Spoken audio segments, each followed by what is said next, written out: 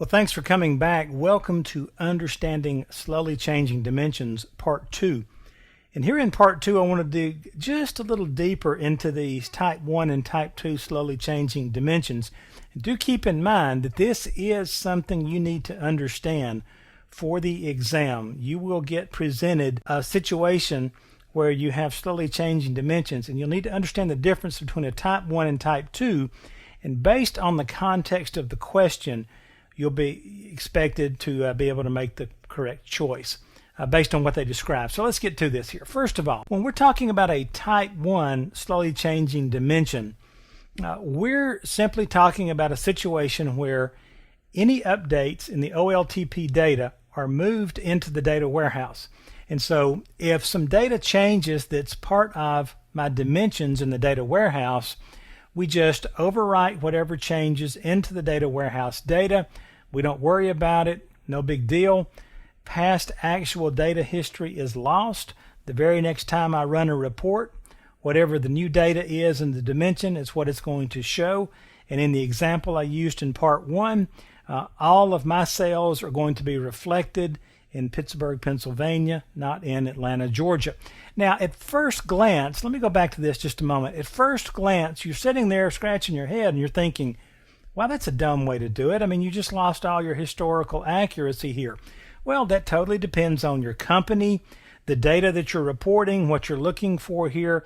It could be that for your particular business, the location of the sale is not really that important. And so that's just the way it is sometimes, okay? So you want to watch for this, and that would be your flag on the exam. If the past actual data history being lost or overwritten is no big deal, then you can certainly use a Type 1 slowly changing dimension because this is, number one, going to be the simplest thing to do. You don't have to change anything about the structure of your dimension table, and everybody's happy, and we just keep pumping the data in. Now, a Type 2 slowly changing dimension is a little different. We don't just overwrite data in the data warehouse. Now, you could have guessed that, no doubt, but let's talk about how we're going to do it. We're going to have to insert a new row for that customer into our dimension table. Now, that's going to create a problem for itself there, because this is usually going to create primary key problems, because our primary key in our dimension table is most likely going to be tied to, for example, if it's a customer table, I've got a primary key up there based on a customer ID. Well, guess what? I've already got a row in there in that dimension table for Mark Long, and I've got a customer ID.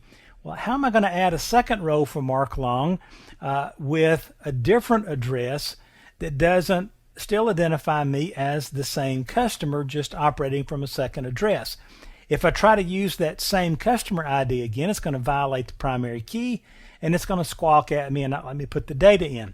So now what I've got to do is add another key to my data warehouse, to the dimension table that's being affected here, and I'm going to add what's called a surrogate key.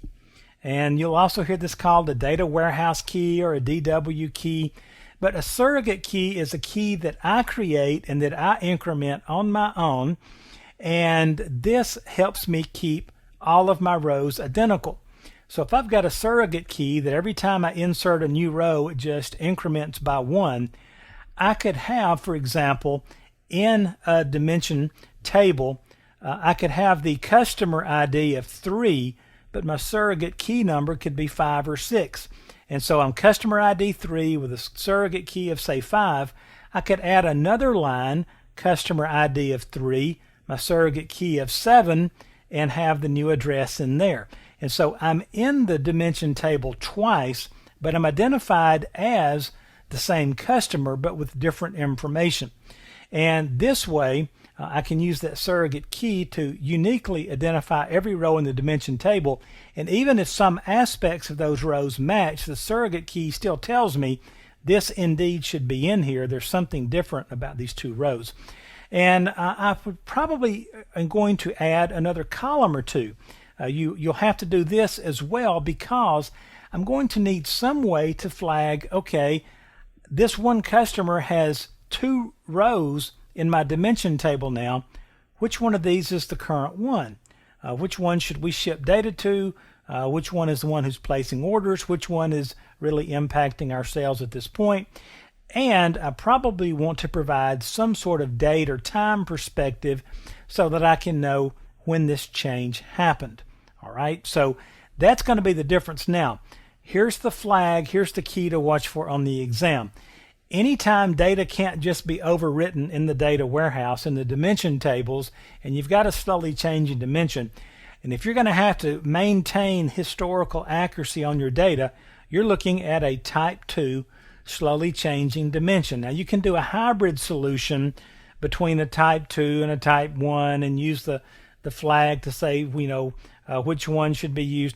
I don't want to go that deep right now and confuse you. I probably shouldn't even have said that. But the thing you need to watch for is make sure you understand the difference between a type 1 and a type 2 slowly changing dimension. Now, in part 3, I'm going to give you a visual representation of this.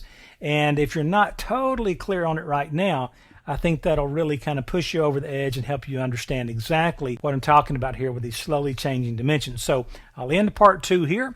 Join me for part 3, and we'll look at a visual of slowly changing dimensions.